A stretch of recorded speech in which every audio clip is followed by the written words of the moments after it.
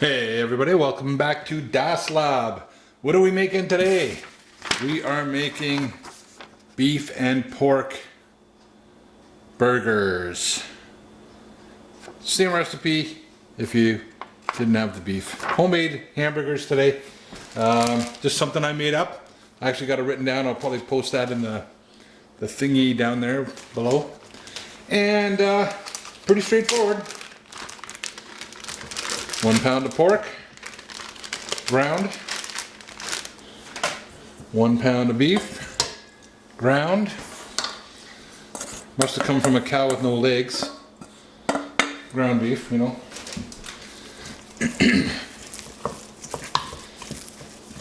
And of course, you know we're not going to use the spoon forever because we're going back in by hand. Mixing it up by hand. But I don't want to get everything all contaminated here, so we'll just give it a cursory mixing up here. I don't know what adding pork to it does. A bit of fat makes them juicy. Nice and juicy. Okay, what's next? Small onion, chopped. There you go. Put that in there.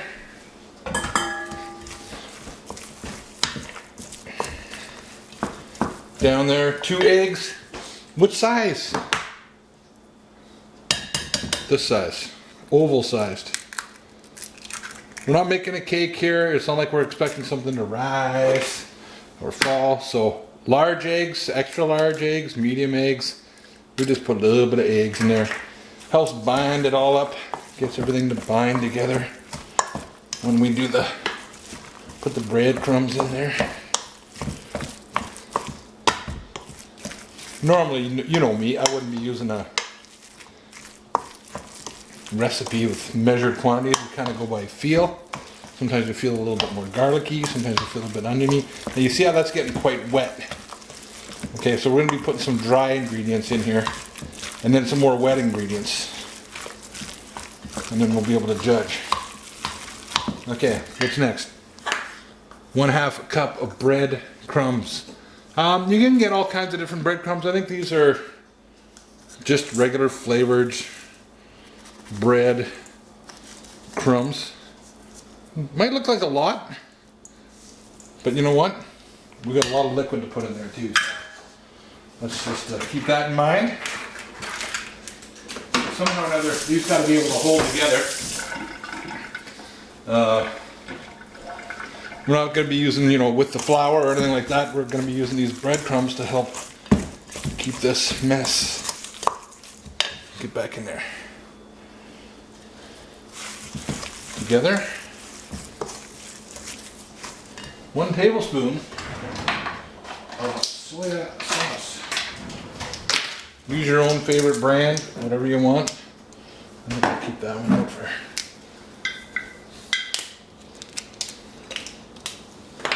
One tablespoon soya sauce.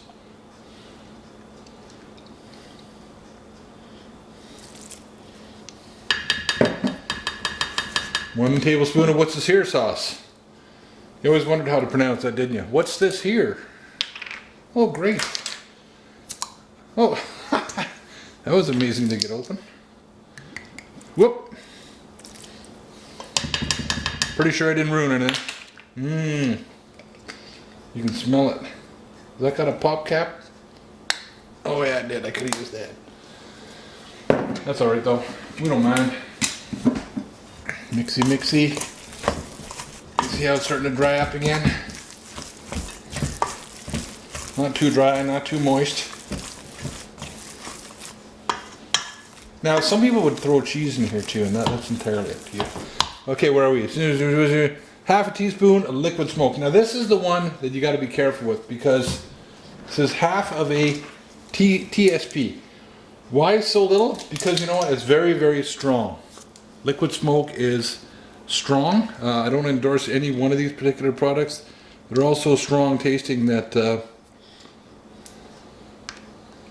you know, that, believe it or not, is going to give it a nice little flavor. We're doing these on the grill, so it's not the end of the world if we didn't put liquid smoke in there. You don't have to have it, but if you were like to fry these or something crazy, you definitely want to add that smoky flavor.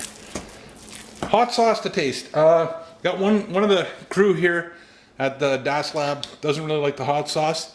You can always add that on later, so I'm going out without hot sauce, but if I was out at the hunting camp or fishing camp, I'd be definitely putting some sort of Frank's or medium-sized hot sauce in here to give it a little bit of bite. Cayenne pepper is also always a nice option. So we're going to skip the hot sauce today. 1 tablespoon of garlic powder. Yeah. Now, the alternative is using chopped garlic. Nobody's... Oop, that's way too much. Pour some of that back in there. Nobody's going to give you a hard time if you don't want to chop up the garlic and use the powder instead. Bit of seasoned salt. 1/2 tablespoon of seasoned salt. Why only half? Well, because you know what?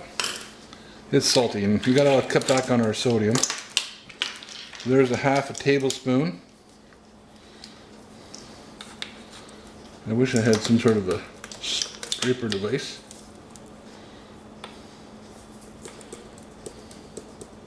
Tappy tap. Okay, that's plenty. That's plenty. And about 1 teaspoon of black pepper. 1 teaspoon of black pepper. So there's going to be a bit of heat from that too. And in she goes. And you know what? You know what's next, right? Did I miss anything? I didn't. Get rid of this thing. Thank you. Your services are no longer required. And nothing beats getting in there and giving it a good old hand job. The meat loves it. Loves it.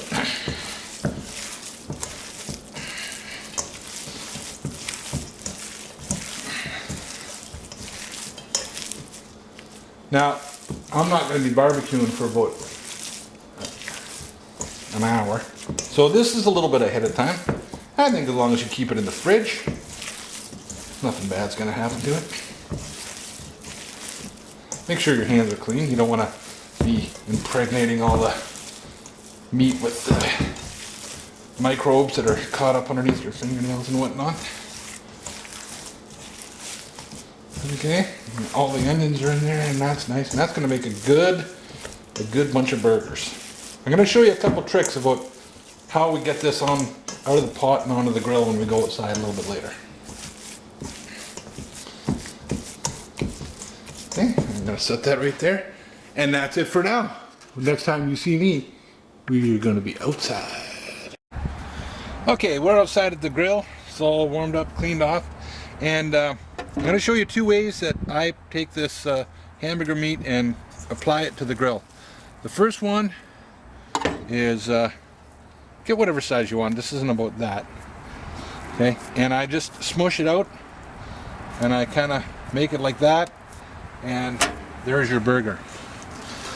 Okay, what I've learned to not do, and I used to do this, is the old meatball, and I get it all nice and round.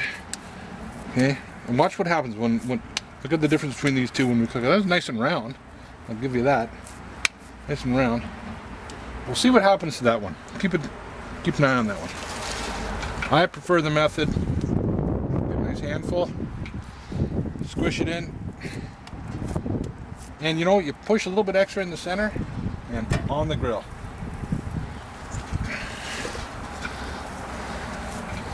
Nice big burgers in the center. A little bit in the center on the grill. They're gonna all shrink. That one's, I think, if I'm correct, that one's gonna turn into a ball. Oh, lots of onions in this baby. On the grill. A little hole in the middle. And I'll make a couple small ones here for Junior. Just for the little Junior. Big kid, small appetite.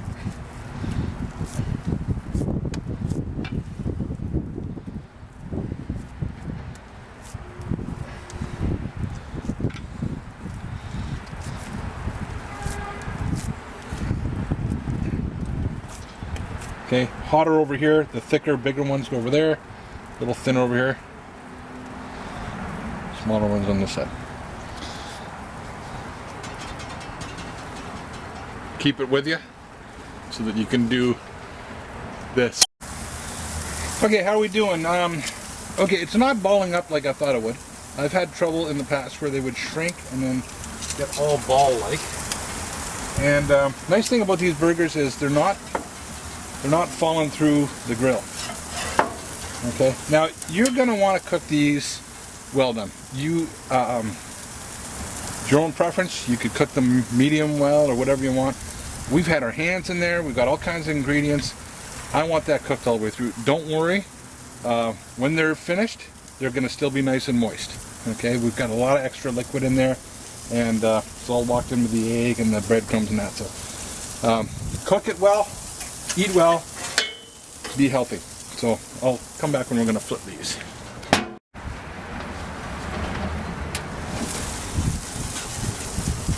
I got no flip.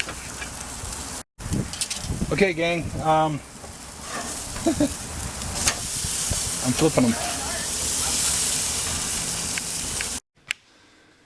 And there we have the finished product, ready to be eaten.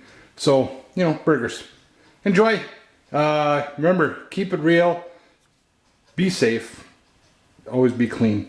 And don't get any on you, but get them in you.